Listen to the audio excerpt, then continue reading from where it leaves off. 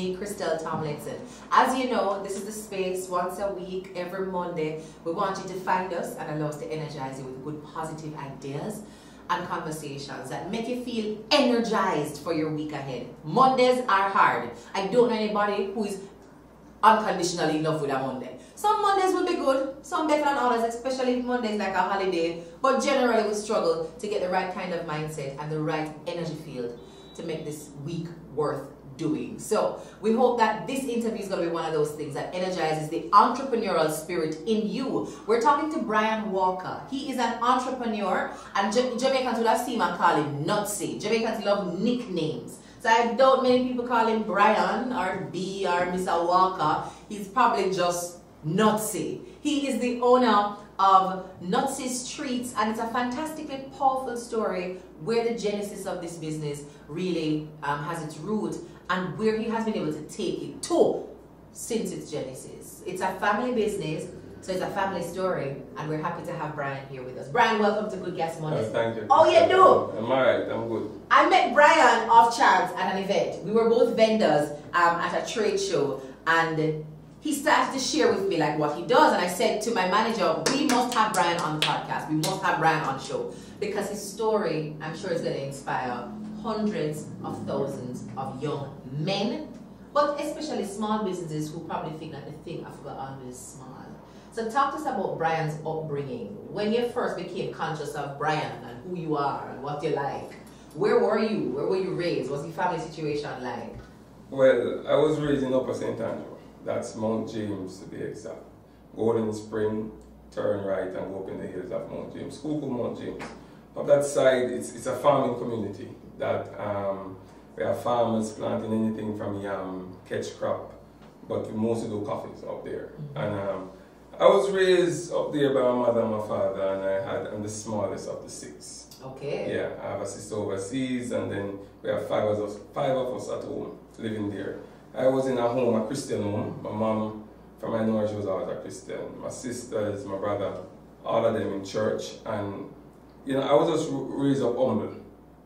Learn to respect everybody. Listen, if I walk on the street and see a dog, I have to tell that dog morning. The serious thing with my mother is a problem. Because my mother always raised us. We were poor, but we were blessed. We weren't in poverty. Because my dad, he did the farming and he did other stuff on the side.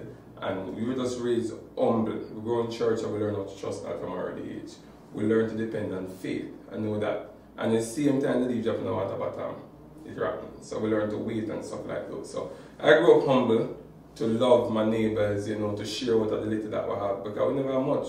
But my mother always cook a big pot, just in case somebody pass. Wow. We eat a little bit, we eat the salvage and the chocho, we eat the chicken back and the chocho, we eat the pork, we eat the pork liver, whatever is there. Because my father was Asabusha.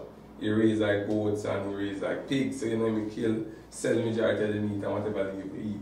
My sister and I and my brother, we used to go to the river, we catch janga. We cook some, steam some rice and janga. So I was happy. We grew up in Mount James and was happy. Now, family was not just where you learned your lessons, but where that business acumen started to sharpen.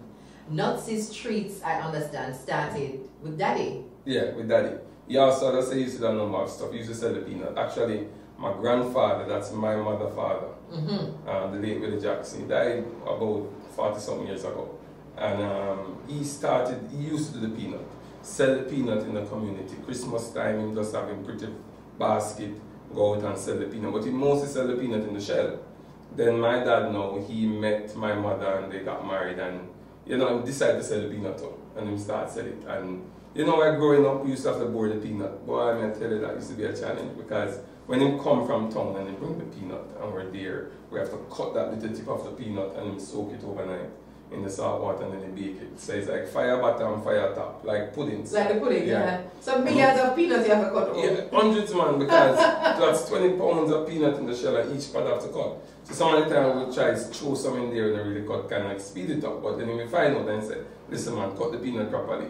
Because when it cut properly, then it gets to soak and everything have this great taste. Because it baked on the firewood. So you know it's a nice aroma. Nice, smoky, rich roasted peanuts. So it's as good as that. So growing up there now, you know, I know the peanut business, but I didn't like it. I wanted to do something different. You know, I went to school and I decided that, you know, when I left Clancarty, I said, all right, I want a job. And I went downtown and I started working at a factory that does manufacturing of juices. So while working there, I developed the love of the whole production. Because I used to work on the production line and I enjoyed it. I used to do that. And you know what? Start doing there and I lost that job. And then I went on further on. You know, I did a course in computing for a while, and then I left that, and then I did a delivery, sales and delivery. I was working with this company that had the sales and delivery. I lost my job. At that time when I lost my job, I have 2 kids. So I went downtown and I decided, Crossroad exactly, Slipe Road.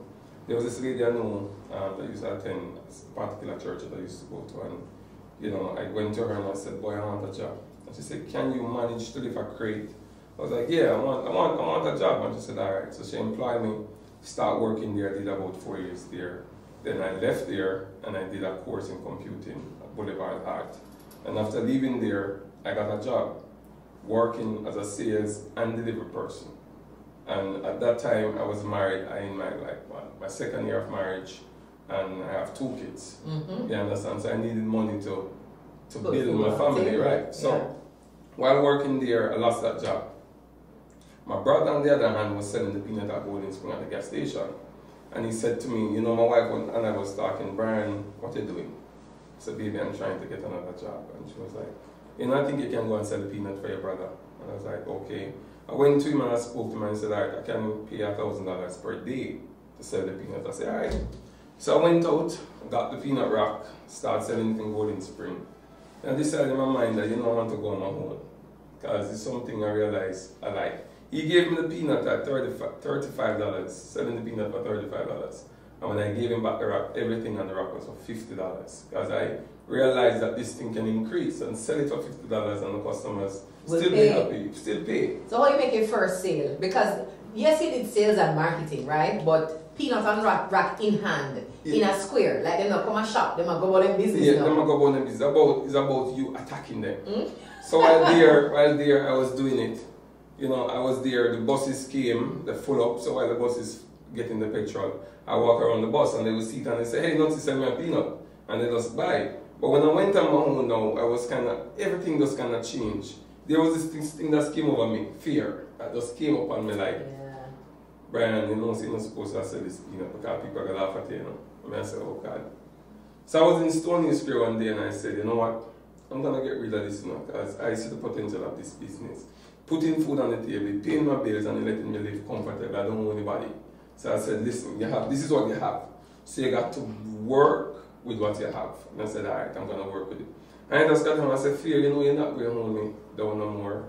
Because I don't care what people think about me, it's what I think about myself. Yes. So I said, all right, I started to pump it and I went out there and I saw a bus. Because normally when you go in a bus, you say peanut and gizzard, a greater cake, you're selling it, you're advertising. So everybody just looking at you in the bus like, well, this someone here gonna sell peanut. So it kind of definitely would just bring a fear upon you. And I said, you know what, I'm not busy with nobody, you know. And I just start selling and lady around the back said, not say, how much for your gizzard? I said, $50. She said, sell me one. And I made around 3,500 in that bus before I came out of the bus. The peanut was just selling. It was selling, you know, so that said, whoa, I felt great. So when I came out, I said, yes, because that was a very good day. That was an excellent day for me at that moment. I mean, just say from that day, I'm not stopping up. I'm in the square of Stony Hill, from the clinic to all the shops, the bar, the supermarket doors, just selling any just passerby. I would just say passing and say, hey, you can't buy a peanut. I'm selling a peanut now. Sell a peanut to keep your company. Because I was confident in what I'm doing. Now that I decided, there was no more fear holding me back, you know. There was nothing, there were no strings attached, nothing, I'm just selling the peanuts. And from then, you know, I just say, all right, this is it. I'm going to make this work. And decided to employ persons. Yeah, the first person I employed was this young man. He was working at the gas station in Stony Hill. And he got laid off. Had 2 kids. And he has his rent to pay. I'm saying, no, I remember that my brother used to pay me $1,000 to sell the peanut. So I said, you know what, listen, why don't you come and sell some peanut for me? I said, boy, Brian, I'm not sure me can do that, you know. You can't manage to sell a peanut, you know, because people are going to look for me, you know. I said, listen, man, you have the kids to maintain, don't. Because I was so confident now, you know. But that should the fear people looking at me and what they want to say. So I was just so confident. So I say, I have kids to maintain and brother. What I do? I say, alright, I'm going to try it out. And he came well dressed because the thing about us as peanut blender, we're always clean. We're always attired properly. Our clothes, everything was just clean. The peanut and that's a family legacy. That's all understand. Right, Peanut. clean. So then I used to be at places and the peanut wrap put down on my bucket and people like, what the peanut man there? I went to offices and somebody come in and they walk in and said, what's the name peanut here? And I was like, me. And I said, no man, that's joke I make man. Because they might look for a dirty peanut man. They might look for a peanut man that is just dirty, in clothes and clean, whatever. Look like him a bata. So we changed the game of bringing that cleanliness into the whole attire of the business. So when you start working for me, so you see my dress, you have to come around like that. And you come and you start selling peanut and he went on fine. He went on fine and paying him until he got a job. And he moved on and I start again. Because while he was there, I was selling like other places. I could come down to Afro Tree, Constant Spring. And then I employed a few more persons, but they never stayed because that was a stepping stone for them. But I was happy to be able to provide a need, a job for them at that point. So presently I have 2 persons working full time. One particular is in Stony Hill every day. And he's selling, he loves his job. He loves his job. He loves to go out and speak to the customers and, sell the products and come back with the feedback, whatever, and love the product. So I was just there. One day and Darren said, I need a brand. I need to get a brand. Because everybody loves the peanuts. Smarty one. Thank you very much. Because there are a lot of peanut vendors now. Somebody will see me one day and say, somebody buy a peanut friend the other day and it tastes too good. And I said, for me, say, yeah man, the guy who ever sell peanut at Stony. I said, oh, I'm staying. I said, the tall guy, I said, no, that's not me. It's a short person selling for me. And they was like, oh, come here one day if you lose your touch. Because something wrong. Then I said, alright, I need a name. And I sat in church one day and I said to my brother-in-law, oh, you spell Nutsies. And you wrote it on a piece of paper. And when you wrote it on the paper, I said, yes. I said, Nutsies, I'm always treating these people with these good old Jamaican confectionery stuff. So it's a treat. So that's how Nutsie Street farm. And I just said, alright, I'm going to put a brand.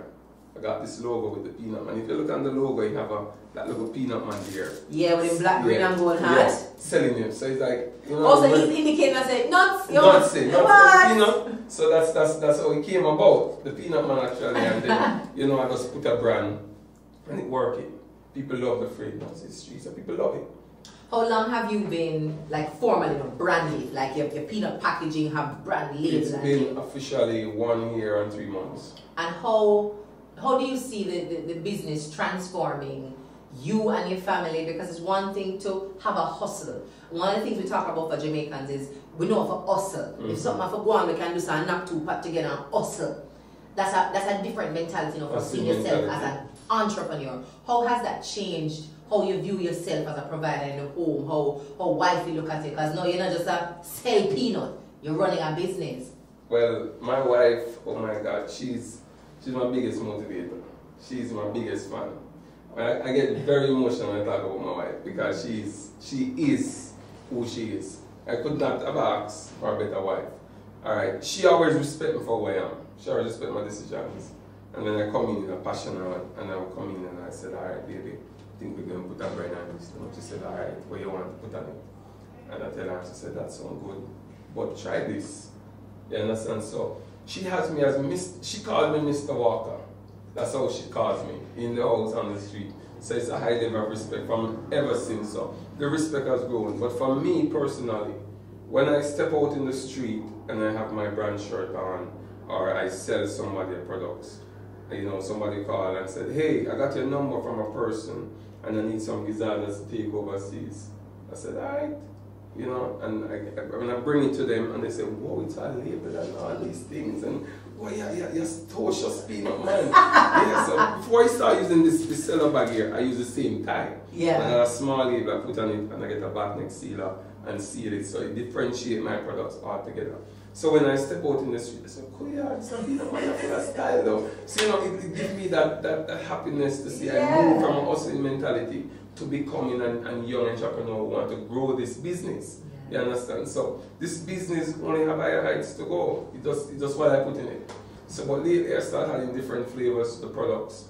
I just sat down and just play with this stuff and it works. I had, it's normally just the ginger gizzard you'd have the ginger, and then I say, you know what, something else can go in it, you know. And I tried pineapple, and it worked. I tried the banana, and it worked. And then I tried the almond.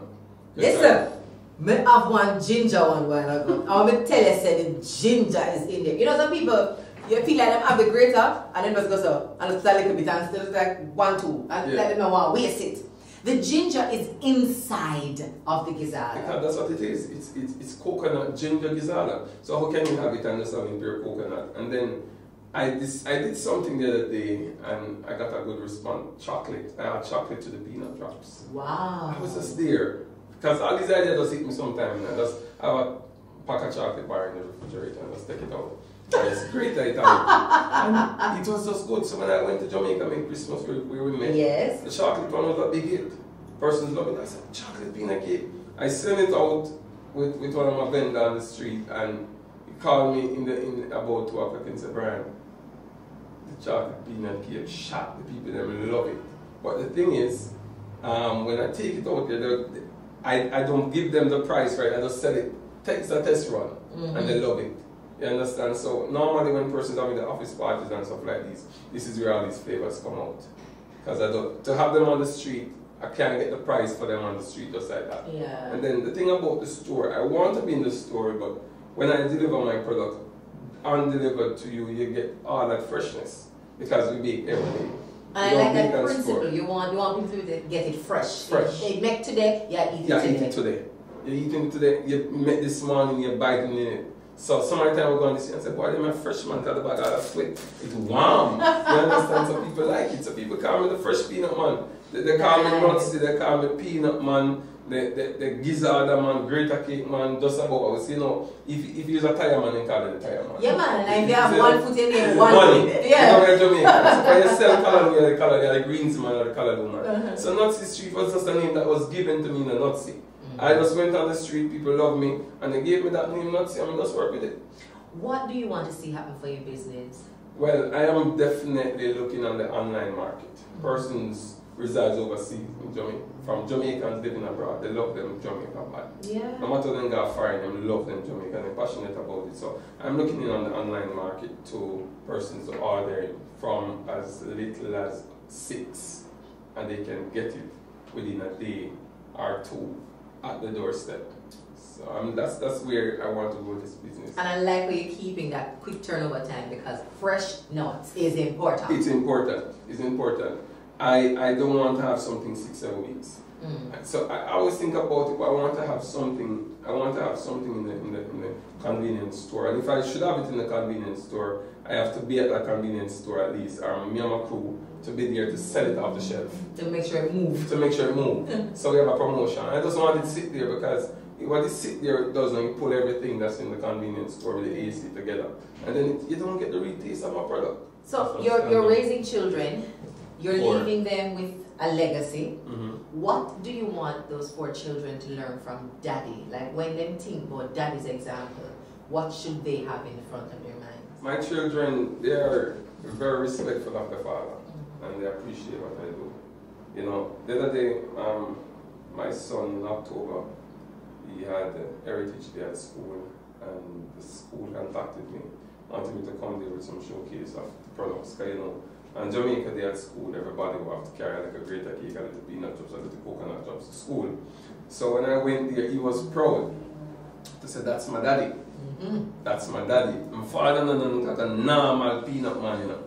My father peanut thing shot, you know, he's like that. He's a very talkative child, and he's proud of what I do, and he respects it. Because when I look around, I give them a good life. You know, I give them a good life. I make sure that they have a meal, and they're never late for school. They're never missing school because of financial problem. And it's a sacrifice. It's not about the big income, but a sacrifice. Your responsibilities are there. You got to do whatever you have to do honestly to meet it, and let these kids know the value. You understand? You have to do what you have to do honestly to meet it. To meet it. I think the powerful part of your story is your willingness to start small, to start humbly, and to kill that fear of whatever opinions people might have, because you go to school, you're not supposed to do this, and this kind of job is for who not go to school. So you have approached that kind of preconceived notion of what a nutsman should be, you tackle it and you refine it to the point where people don't believe that it's really you selling the nuts. Yeah. And that, I think, is credit to your fearless nature. I heard you say it earlier about the fear that you had to really talk yourself out of it. What other fear, what other big fear have you had to kill to stay the course of building this peanut enterprise? The fear of somebody coming with the same product better than mine. Mm-hmm. That's one of my fear I had. I said, my product is my product. All I got to do is to be. You see, when you're cooking or baking for persons to eat, one of the things you got to do is to find the best ingredients at all times to add to that product. Yeah. And then to maintain it. It's never a sharp moment. If I don't have enough ginger to put into a batch of peanut cake, I'm not making it. And not say, no, you can't go so. Because what happened now is that then, when this person who used to buy it, and they come today to buy another batch, so no, I'm losing taste. So consistency is something key. So I used to think about other persons. You know, like when I go into some supermarkets and there's some other person's product there, like, and I say, no, I am who I am. Mm-hmm. Yeah, I am who I am. I want to be different. You understand? Because on a given day, I'm on the street selling, because I still sell on the street. I feel I love to go out and just calling people to buy the products. Because when they look at me, they must buy. When I pack a wrap, whether one of the round one or the tall one, they have to buy. Because the presentation of it, because when you look at it, you see the gizzards in one area and they need the stock. You see the peanut cake in one area, you see the greater cake and the coconut drops. And all the bags are fresh, clear, you can see right through them. So that's the thing, people say, yo, they may look fresh, man. Send me two of these. The other day, a lady was going to England and she just bought one in Stony Hill. And she called me, because the number is on it, and she called me. And she said, is this the greater cake, man? Because she bought greater cake. She don't say the peanut man, this is Nutsie. She said, is this the greater cake, man? I said, yes, speaking brand. She said, you know, I bought something from me in Stony today. And it wasn't me, no, but, you know. So I said, okay. She said, it was so good. It's not too sweet, and it's fresh. So at the end of that word, the fresh word, I said, yeah, that's me. So she said, I need some for tomorrow. Can I get it tomorrow? And I said, definitely you can get it tomorrow. She's going back to England. So when she got back home, she sent me an email, tell me that her friends and family really enjoyed it and they haven't had these in a while and stuff like that. So you know that I just sat back in the couch like this. Yes, I win one more time. You understand? A lady called me into the blue yesterday. She used to be at the tax office many years. She migrated and now she came back visiting. And she wanted some gizzards. She said she wanted 4 dozen gizzards, and she just called me and said she needs some gizzards. And I was actually finished baking for the day. And I had to just get back some of the dough from the fridge and just get the coconut and just make her a batch, because I couldn't make it part. She's a customer and she's very valid. So for me, the drive that pushed me is the satisfaction of the customers. So I really know, Krystal, tell you the truth, my done is fear. There's no fear for me, nothing. This is what I can do, and this is what I'm going to do, one step at a time, one step. It's fascinating to see a mango tree. It's not planted big, but it's planted by a tiny seed, and then it does take its time with the right amount of nourishment, and it just grows. So a big old thing where... Big old thing. Here now, because I love your mango tree example. I have a mango tree, my neighbor has a mango tree actually, that is busting down the wall, the perimeter wall. That is how powerful the roots of the thing have become. I never imagined a mango tree could have been so strong. Yeah, man, it's strong. That's going to tear down a wall. One little seed that somebody eat and suck off and chew. One little seed, slowly, over time, it gets to its prime where it's now powerful than even the thing that was big from it little. Because the wall dead a long time, Yeah. The wall big from the seed little, and now it comes now to literally destroy the space. So one of the things I try to do with my products is try to have them different. Persons like to try something new, right? And I try to have different stuff. That's where the banana and the tamarind and all of these things come in to change the product. You understand? It's adding a twist to it. It's the same. Everybody knows gizzard. From a Jamaican school, you know greater cake, coconut milk and gizzard. Mercifully, I have something about the girl in gizzard. And every time people see me, they must say, what? The man of the girl in gizzard there. And first they said to me the greater cake, are you going to chew it up for you? Say, come on, I guess I should not eat, you know. It's just fun. It's just fun being out there with the products. Brian, it's been an absolute pleasure talking to you on Good Gas Mondays. I am inspired by your story, and I think the biggest lesson for me is start small if you have to, but continue to do it one step at a time with passion, consistency. Just one step at a time. Keep doing it, and don't cheap out on the thing. No, if you cheat out on anything, you're gonna flop. Love it. You're not gonna rap no time. You're not gonna make. You're not gonna make a name. Love it. Your signature is quality at every step of the way. From when you step on the bus to sell it to when you have the employees out there in the streets delivering. One of my biggest, my happiest moment the other day is when the Observer had an article with me there. And, you know, a person, my church member was like, what? Your boss? So it felt good. It felt good. And when you put the work out, people recognize you. Absolutely. Absolutely. It's one of the success stories that we are enjoying listening to. But I know there are bigger things coming for you. And I can't wait to see what that enterprise is going to manifest. That's just in God. Thank you so much. It's Brian Walker. He's the owner of Nutsies Treats. Tell us where we can find you now on Facebook and Instagram and your phone number. You can find me on Instagram at Nutsies Treats and Facebook at Nutsies Jamaica. Okay. And my phone number is 584-7924. Email me nutsiestreet@gmail.com. And where can we find you? Like if we're walking on the road and we say we want some nuts, like which stop like a Nutsies stop? Alright, I am mostly in Stony Hill. That's where I'm at, Stony Hill. And then at Dunrobin gas station. Ah. That's right, Dunrobin. Yeah. Right at the intersection, Constantine Road, Dunrobin. Dunrobin, right. Okay. I'm mostly in that area. Yeah, that's where I'm mostly at. But every day you can find me in Stony Hill.